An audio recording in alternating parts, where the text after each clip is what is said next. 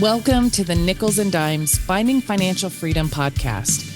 I'm your host, Natalie Kime, and I look forward each and every week to bringing you amazing content that will provide you with a financial education, will support you on your financial journey, and most importantly, help you to find financial freedom. I hope you enjoy today's episode.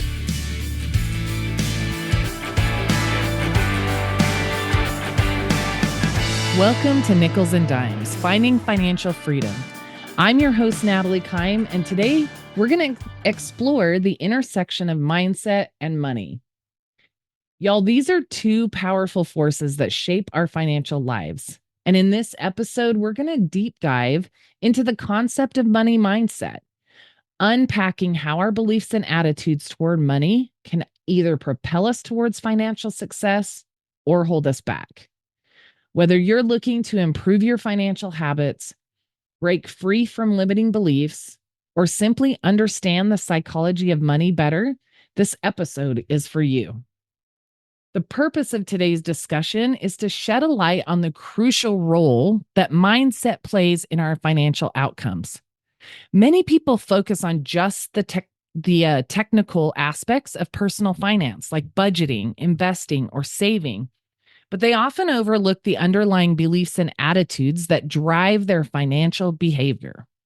By the end of this episode, I'm hoping you'll walk away with a clearer understanding of how your mindset impacts your money, and that you might have an idea of some practical steps you can take to cultivate a mindset that better supports your financial goals. So let's start with the question of, what is the role of mindset in achieving financial success? Well, it plays a critical role in financial success because it shapes our attitudes, our beliefs, and our behaviors when it comes to our money. A positive, growth-oriented mindset encourages proactive financial habits like budgeting, savings, investing. And a negative fixed mindset can lead to poor financial decisions or even a lack of financial discipline.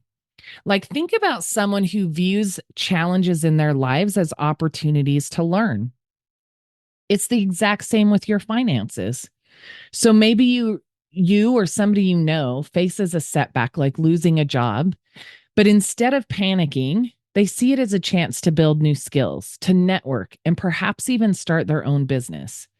This mindset leads them to take actions that eventually result in greater financial success than before. I want to give you a personal example here. I know in different episodes, and if you followed me for long, you've heard pieces and parts of my story. But about halfway through my 20-year corporate career, I had probably a 7 or an 8-year time frame where I had 4 different jobs. So I got laid off in 2008 from the company I thought I'd spend my whole career at. And I was a single mom and I had bills to pay. So I took the first opportunity that came my way. And I didn't take the time to make sure it was the best fit for me. Well, about a year and a half later, things had shifted in the finances within that company. And I was not as happy as I could be, to be honest with you. And so the company restructured, and I was one of the managers that they laid off at the time. I shifted. I went to another company 3 or 4 months later. And I actually really loved this company and the people that I worked with. But again, about a year and a half later, they went through a shift in the business and they reorganized. And again, I was one of a handful of people that was let go. At this point, I had used up my savings, leaning on credit cards, didn't know how I was going to get by, and I was 100% in panic mode. And I reached out to a recruiter and I said, look, I need to make $15 an hour just to pay my rent and put food on the table.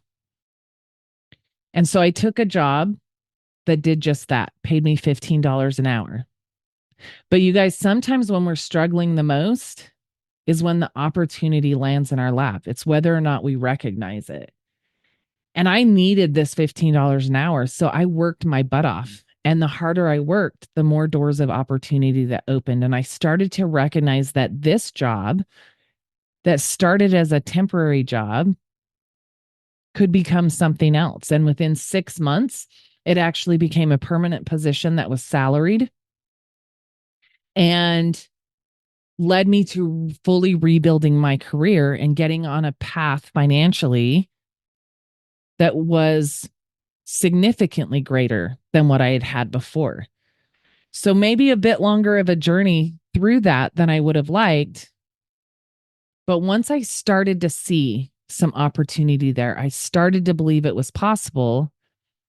It opened additional doors that led me in that direction. And as I challenged myself in that position to work hard, it gave me more knowledge. I was learning things that allowed me to advance in my career and therefore advance in my income. So then let's talk now about the difference between growth mindset and fixed mindset when it comes to money. A growth mindset sees financial challenges as opportunities to learn and grow, kind of like we just talked about. I don't even think intentionally, but my mindset, as I saw opportunities in that job, I started to shift to, hey, maybe I could really create a long term opportunity here, or maybe there is one there for me. And so I continued to learn and grow and started believing that my situation could improve and that those opportunities would be there. And so I stayed the course. I continued working hard and I built my career back up. That led me to paying off that debt, starting to save again and get myself in a stronger financial position, make better and smarter financial decisions. But there were times during that process where I definitely had a fixed mindset or a negative mindset when it came to money. I didn't have enough. I didn't know how things were going to change. The one thing I think that served me well is I never had the idea that it wasn't possible or that I couldn't do it. I just didn't know how I was going to. And I felt like I just kept, every time thought I was starting to move in the right direction, I just kept getting pushed backwards. And so that idea of, I don't know if I can make it happen, or I don't deserve it, or whatever we may run into along the way, we have to understand where that comes from. And for me, I understood it came from my situation. Two negative situations in a row, actually three, including my initial layoff in a row, had me thinking, I don't know how to turn this around or when it's going to turn around. Um, I just knew I had to keep going. And that's what kept me in the game. If we stay focused on that negativity and we don't take any action moving forward, if I hadn't stayed in the game, I would have ended up in a position where I thought it's never going to change. This is permanent, or there's no way I'm ever going to get out from underneath this. And that can really lead to feelings of hopelessness and a lack of motivation to do anything. And I think, unfortunately, a lot of people at times get stuck there. I mean, think about where we are right now. A lot of people are struggling financially. A lot of people have lost jobs. We're dealing with inflation. We're dealing with higher interest rates. I know a lot of people who were saving and hoping to buy homes in the past year or two who have put off that goal or that dream because they just didn't feel like they were in the right position to do that. Now, let's be honest. If they don't feel like they're in the right position, they're not quite there, and it would be a stretch to make it happen. As a financial professional, it's better for them to have waited than to push forward and barely be able to scrape by. But I've also run into the opposite, the people who did push forward and are struggling. And when that happens, it can take us back to that negative mindset or that lacking mindset around money that when we cycle through that a couple of times can really get us stuck. So it's important to try and stay focused positively always. I mean, I'm sure you guys, like I, have heard that in a million different ways. It's easier said than done when you're the one facing the issue, right? But someone with that growth mindset can see opportunities for growth over time or improvement over time, even if right now they feel like they're stuck, even if right now they're continuing to experience losses. They're able to seek out knowledge or learn from mistakes or gradually become more proficient, take small steps towards where they're trying to get, where somebody with a fixed mindset might avoid doing anything at all. And in my opinion, that's the worst thing that could happen. But a lot of people fall into that position of thinking, you know, I'm just bad with money. I don't deserve this. Nothing's ever going to change. I can't improve. And therefore, they can stay stuck and end up in situations of bankruptcy and other things like that when it comes to specifically finances. So let's talk now about how can we overcome those limiting beliefs about money if we have them? And what are some of those limiting beliefs? Well, one that I've heard off and on throughout my lifetime for sure is money is the root of all evil. Or what about I don't deserve to be wealthy? Or maybe I'll never be good with money. Those negative associations with wealth, that idea or sense of incompetence when it comes to your finances, those can prevent people from taking positive financial actions. And they can even lead to people taking continued or additional negative financial actions. So think about if there's somebody that believes money's the root of all evil, they may actually sabotage their financial success. They don't take advantage of opportunities for advancement. They dismiss the importance of saving.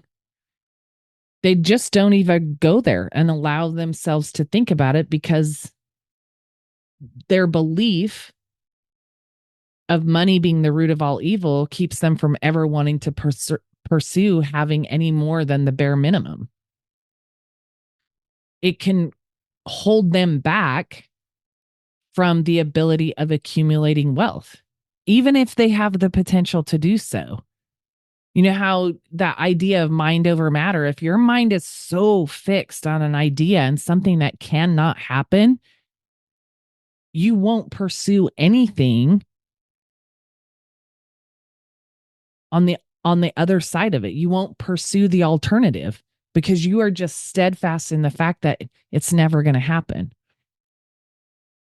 or it can't happen or money's a bad thing. So I'm not even going to go there. Not even going to have that conversation. I'm not even going to look at that opportunity. So then how does somebody in that situation start to challenge those limiting beliefs about money to shift that mindset that they have? Well, think about the thoughts and feelings that arise when you deal with money. Does it feel overwhelming? Does it feel yucky? Does it feel like this is not going to last when you come into some money and you think it's never going to last? This is too good to be true. This is some kind of a fluke. That's what usually happens. You think of the negative way that you got this instead of realizing this might be an opportunity for me or being grateful and how can I put this to work for me? So instead of letting those things, those feelings hold us back, we need to flip them on their head. And one of the ways that that can be done is by journaling. If you're a journaler, there you go. If you journal, I'm not sure the right way to say that.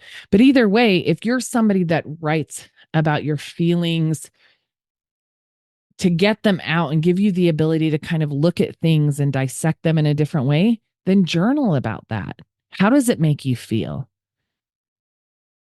And once you identify how those things make you feel, you take the time to step back one step further and try to figure out where it came from. Because if you can identify patterns or negative beliefs, where they came from, then you have the ability to start questioning their validity. And once you can question their validity, you can begin to replace them with things that empower you. Like, I'm capable of managing my money well. I'm capable of building wealth. For me, I will buy a house by the time my son's in high school. As I went through that 7 or 8 years of difficulty financially, I worked for 2 jobs back to back that filed bankruptcy, or 2 companies back to back. But those 2 companies were the companies that put me on the trajectory to create more financial freedom, to put myself in a position to buy that house. Now, my goal was to get into the house by the time my son was a freshman. I didn't make it until he was a sophomore. But it put me, I was still going through a difficult time when it came to longevity at work and the opportunities I have. And yet somehow at the same time, those positions aligned me for exponential growth in my career and therefore my income. And so that's what I'm talking about here. Question the validity of what you've been told, what you saw, what you believe, wherever that came from, and start replacing it with things on the other side of the equation, positive things. So, for example, like I was just talking about in buying a home, if I would have been in a position of only believing it's not possible, I'll never be able to afford it, I would have stayed in a position of renting maybe forever. But because I had one conversation with somebody who said, gosh, you've really turned things around. You should be able to afford a home soon. And my first reaction was like, oh my gosh, I couldn't do that. But it planted just enough of a seed for me to start looking at what it would take for me to buy a home. And I realized I was so much closer than I thought. And so I started learning about first time home buyer programs. How much money do I had to have down? What was the process? And I started looking at what was available. And it put me into a position where not only did I think homeownership was possible, I knew I could make it happen. And it was just because of one small conversation where somebody asked me a question that planted a seed. And I started taking steps towards figuring that out. And it led me to realizing my goal. So let's talk more about cultivating that positive money mindset. What are some of the practical steps towards doing that? Well, setting clear and financial goals, practicing gratitude for what you have, educating yourself about personal finance, surrounding yourself with people who are financially responsible, and then visualizing your own financial success. Put some affirmations in place, daily affirmations and mindfulness practices that can actually reinforce that idea of financial success, reinforce that positive money mindset. I got to believe that probably at least 90% of the people hearing this have heard of daily affirmations. I'm guessing probably 100% of you, but I'll give it 90% to be safe. But create 2, 3, 4, 5 positive affirmations you can repeat every morning and every night to start to shift that mindset and build that belief that you actually can create change in your financial future. An example might be if your number one goal is to start saving. And one of the areas I first look at with my clients for saving is an emergency fund. And it's not to say that's the only place they save, because we try to build savings, or I try to build savings in multiple areas. When I start working with clients, it's not just all or nothing. It's very dependent on your goals and what financial availability do you have to do so. But one of the most important things I look at is, do they have an emergency fund? So if somebody's starting to work on building an emergency fund and they're going to put $500 per month in there, they could reinforce that practice, that behavior, by saying, I am building my financial security. I am creating financial freedom for emergencies. I can cover the expense of an emergency should one arise. Simple daily affirmations that repeated can start to change that mindset from the inside out. And then also, one of the things you have control with is the people you surround yourself with. And you become like the 5 people you spend the most time with. I don't know how many times I told my son, choose your friends wisely. You're going to become like them. And there is still this kind of faux pas about talking about finances out there. Somehow we have to change that. I'm working my butt off to do so. And this podcast is a huge part of it. But there are people out there who will talk about their finances and their goals. Find some of them. Reinforce the daily affirmation and mindful practice by surrounding yourself with people who are working on the same things you are. Ask them if they have a budget or how they manage their budget, or how do they and their spouse talk about finances. Ask questions. If they don't want to talk about it, that's okay. They'll tell you. I'm sure they'll tell you. But find people who are willing to have those conversations and maybe share some of their own experiences and stories with you. And you can borrow their belief that it can happen for a little while until you start reaching some of those small steps that you take in the beginning to build your own belief. But having that impact of positive mindset people around you when it comes to your finances can have a huge impact on your trajectory moving forward. The next thing I want to talk about is being grateful. How can gratitude influence our financial mindset and behavior? Well, look, I think what you think about, you bring about. And so if you're grateful for all that you have, you're outwardly grateful for all that you have, you're genuinely grateful for all that you have, it opens doors for more to come your way. I start every single day journaling 5 things that I'm grateful for. And they're usually small things, sometimes everyday, very simple things. And every once in a while, it might be something a little bit bigger. But I started this, probably 4 years ago. I started this the year before I retired myself from corporate America and stepped into entrepreneurship full time. And I can look back now and say without a doubt, that practice of gratitude for even the simple things was the catalyst for so many doors or windows or whatever you want to say that opened for me over that next year into moving into my business full time. And it has continued to serve me so well. Sometimes the way that it serves me is just keeping me from going too down or too far down a negative rabbit hole throughout the day.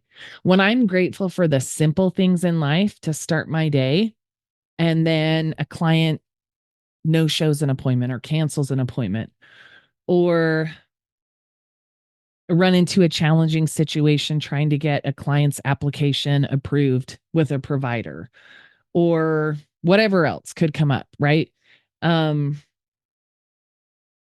It helps me navigate that better because I started my day off positively. So it automatically over time has trained my brain to say, what can I learn from this? What can I do different next time? And then move on to the next thing instead of staying focused and frustrated for the entire rest of the day. So gratitude shifts our mind or our focus from what we lack to what we have. We're building contentment and we're reducing negativity when we focus on gratitude. So, when we're speaking about finances specifically, the lack of money, which could push us to spend everything we have because we don't think we're going to get more. And I look at that mentality and it's crazy to me the times that I struggled with that throughout my life. This is going to be my only opportunity. I have to get it now. And then I would regret later I spent that. But it can reduce that urge to overspend out of a sense of inadequacy or inability to do so, to appreciating where we're at, even if it might be modest, and allow us to make more thoughtful decisions and avoid some of the pitfalls of keeping up with the Joneses, comparing myself to others, yourself to others, ourselves to others, right? So a person who practices gratitude might look at their budget and be grateful they have the ability to cover their basic needs. And that can help curb that desire to splurge on things they don't need.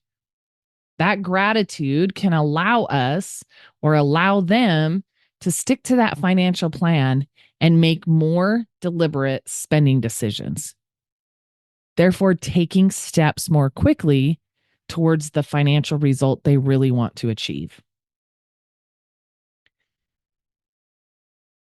Next, let's talk about why it's important to align your financial plan with your personal values and mindset. Holy crap, you guys, short answer, it's the only way you'll get there. Or it's the fastest way. Let me correct that and say it's the fastest way you'll get there. What do I mean by that? If your financial plan is based on what you value most in life, you're going to be most motivated to keep going. So when you're building a financial plan, when I'm building a financial plan with clients, I want to know, what are your goals financially? Because people's goals are usually tied to things like paying off debt, starting a college savings for my kids and stuff like that. It's the things that most people would have in a financial plan. And then I say, what do you dream about? If money were no object, what do you dream about? Because I want to help my clients build a life that is hard for them to even imagine really existing. That's how positive my mindset is, that anything and everything is possible. And I want to start challenging them to think that way, to have a little fun with thinking, oh, what could I do? If money was no object, what could I do? And it's fun. And a lot of times I'll share my crazy things out there that are dreams for me with them to help them get started, help to spark that thought process for them. But when you start with what's most important, what truly at your core you value most, and you build financial goals based on that, when things get tight, when things get hard, when we get tempted, it's going to be a lot easier to rein ourselves back in and stay focused on where we're trying to get than if you just willy-nilly your way through your finances. You don't plan for anything.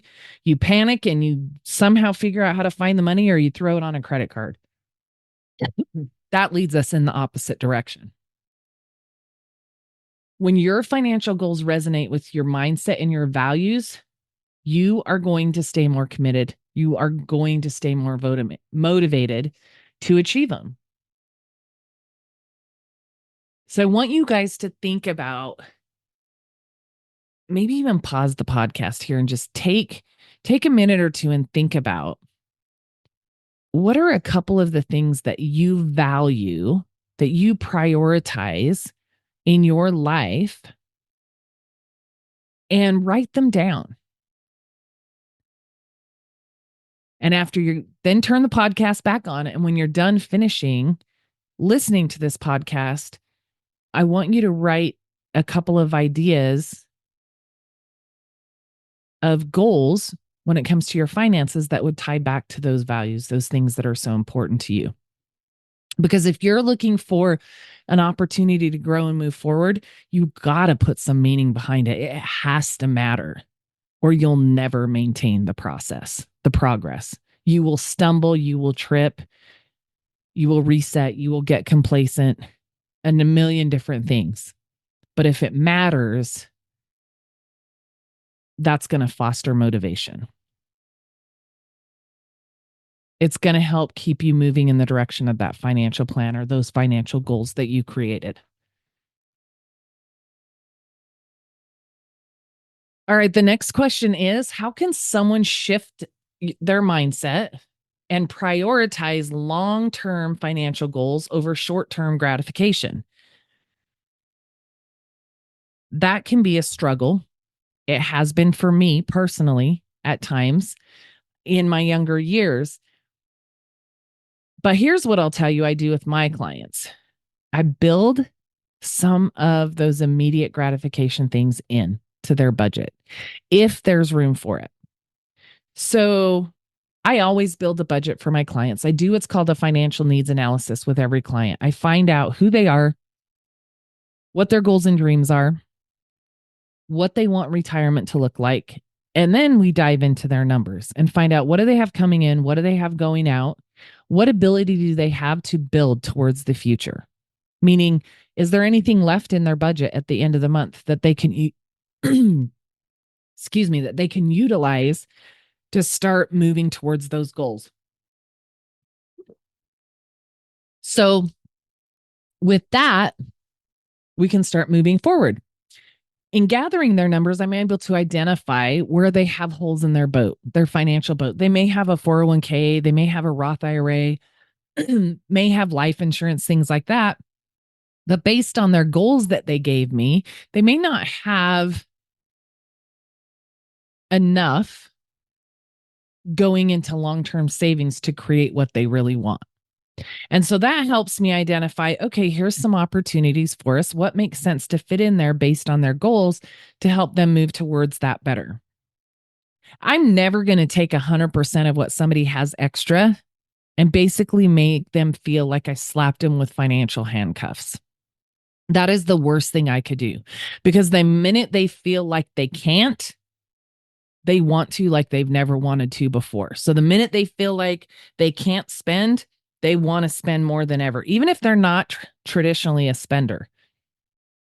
I'm always looking at, with that $500 a month or $1,000 a month, can we build those needs? Can we build that emergency fund? Can we put some long-term savings in place? But can we also build that holiday spending fund so they don't have to lean on their credit cards this year? Or if it's somebody that has a passion for shoes, let's start a little savings account for shoes. And maybe it's only $50 a month that goes in there, but depending how much that pair of shoes are, in 3 to 6 months, they may be able to buy them. So it's starting small to create habits of delayed gratification that are going to help create that habit and shift that mindset towards long-term gratification, the life you want to live, the legacy you want to leave, whatever that may look like. So for me, it's starting small. Start with small things. Allow yourself some of that, but not all of it. And start creating the discipline and the habits within yourself to stay true to the commitments you're making to your long-term financial future. Also, I would say understand the trade-off, understand the consequence of short-term spending, and reinforce the importance of long-term planning. Now, look, one way to do that is get with your financial professional and have a conversation with them. Reach out to me, have a conversation with me. I will help talk you through that and try to strategize to give you as much of what you want in different areas as possible to help you focus on the importance of that long-term financial freedom.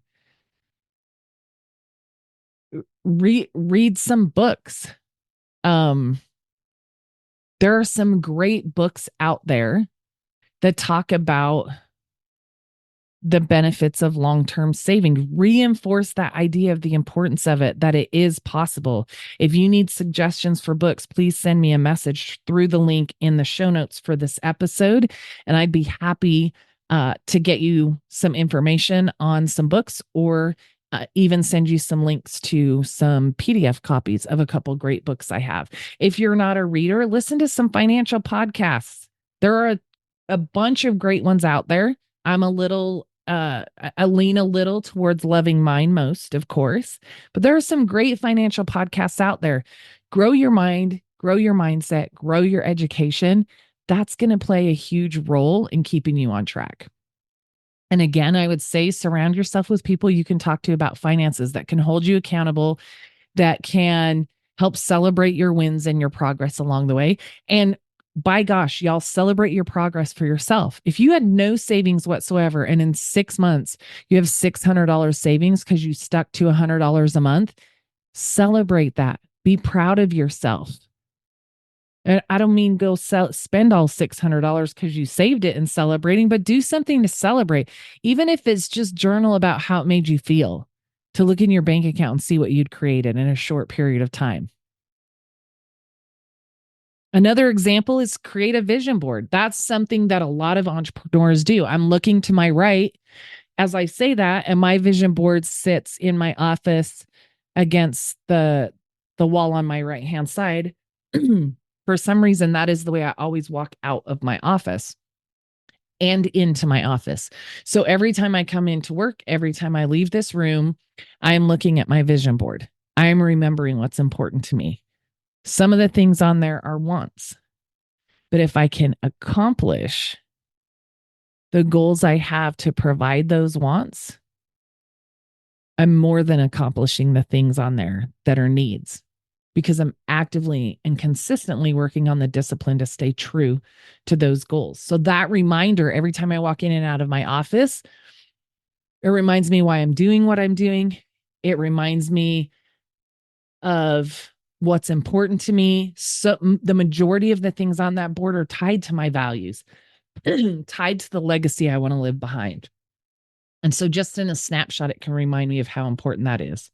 So if you're a vision board person, you can do digital vision boards. Some people will just save a photo of something that they're working on that's vitally important on their phone or their computer save screen, lock screen. Yeah, lock screen, wallpaper, whatever.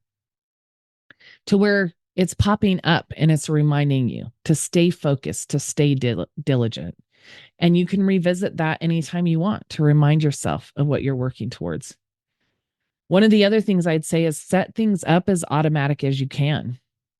Set up those automatic transfers within your bank to that retirement account, to that savings account, so that you stay on track. That becomes a habit, just automatically comes out of your budget. So that money's not sitting there allowing you to make a short-term decision that may impact long-term success.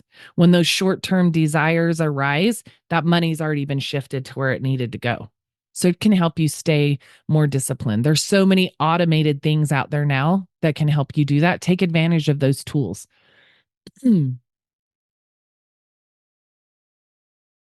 So let's talk about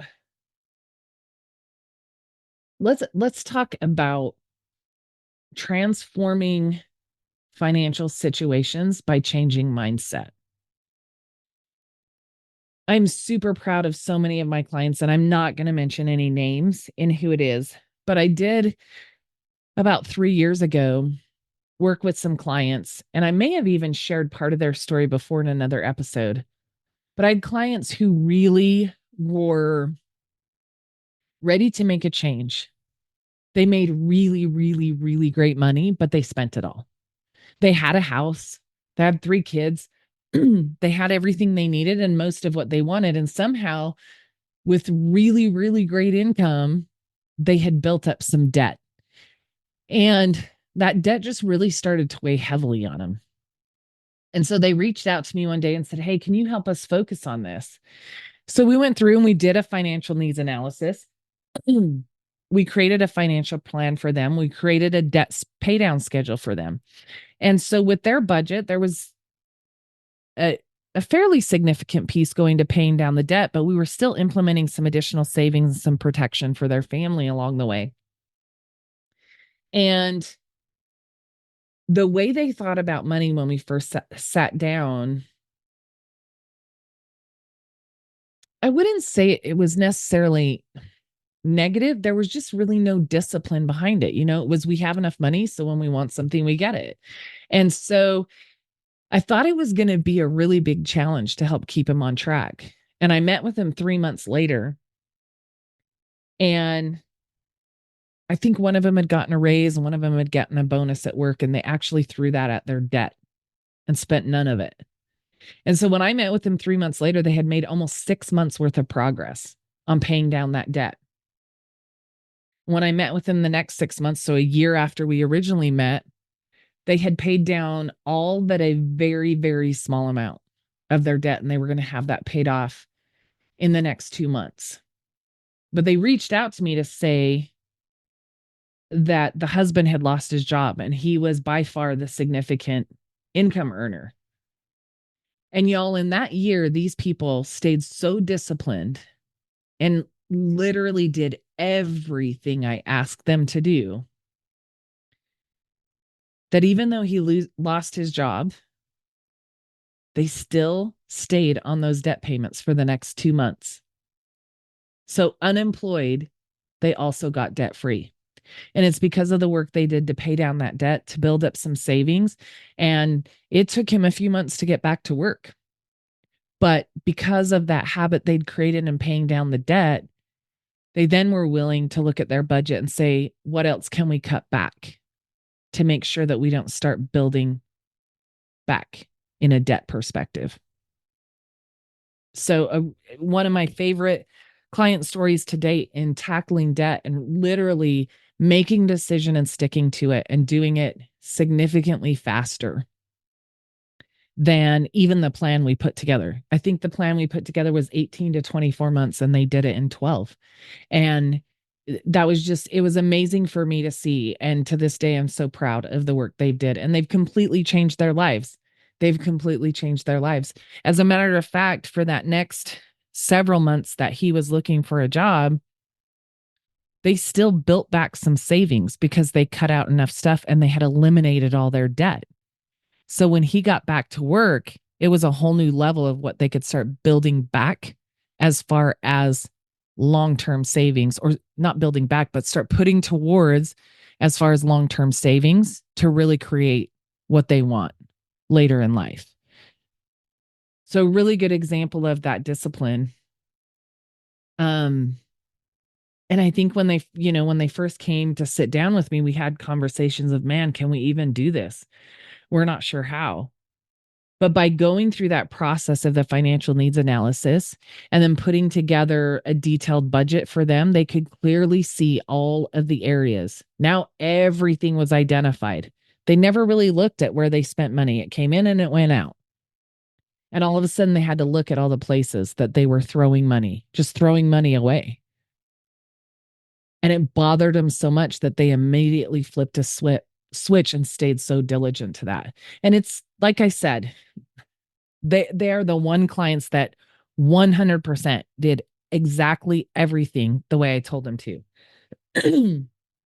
A lot of the times it's not like that. I have people who struggle and we meet quarterly and they're making strides, but small strides, but they're still making strides. And so I try to remember to celebrate those strides, no matter how big or small they may be, because they're important. And then there's the people that are somewhere in between. At the end of the day, it's about continuing to move forward. It's about shifting that mindset. Now, the faster you can shift it, the better it's going to serve you. But even if you shift it slowly, as long as you're shifting it, the worst thing you can do is get complacent and give up in any situation in life, but especially with your finances. So I want to just recap a little bit as I'm winding this episode down. Take the time to sit down and identify what is your mindset about money. And if it's negative, if you lean towards those limiting beliefs, write down what they are. And then take some time, even if it takes a few days, write them on a piece of paper and leave it somewhere you can see it.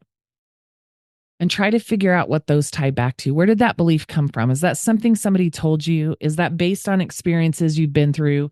Is it based on, my family's never had money for generations and generations. Why would I have money? Well, let me tell you something else that I hear all the time and I say all the time. If you didn't come from a wealthy family must come from you. And it is possible with a little bit of work and a little bit of discipline and that shift of mindset, you can create everything you want for yourself and your family in the future. So I encourage you guys to reflect back on that, to make some notes, to journal about it, to put together some daily affirmations that can support you moving in the right direction and developing a positive financial outlook. If you need some help structuring that, if you need help just identifying it, please reach out. In the show notes, there's always a link to reach out to the show. Those messages come to me. Let me know if there's specific things you want to hear more information about.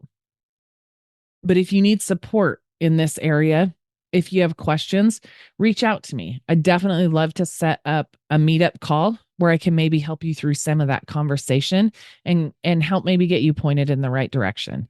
If you have a financial professional already, reach out to them and ask these questions. These are the kind of conversations they should openly and willingly have with you. And if they're not, then go somewhere else, because you should be getting that from your financial professional. You should be able to count on that. They're the first person that should be having sometimes the hard conversations, but especially the challenging conversations, and coaching and helping you to shift that mindset from a negative or limiting perspective to a positive and growth perspective. So I want to thank you guys for joining me today on the Nickels and Dimes podcast. I'm your host, Natalie Kime, and I look forward to continuing to bring you amazing content each week that will educate you, support you, and most importantly, help you find financial freedom. I look forward to having you listen. and learn in future episodes. And until then, take care and stay safe.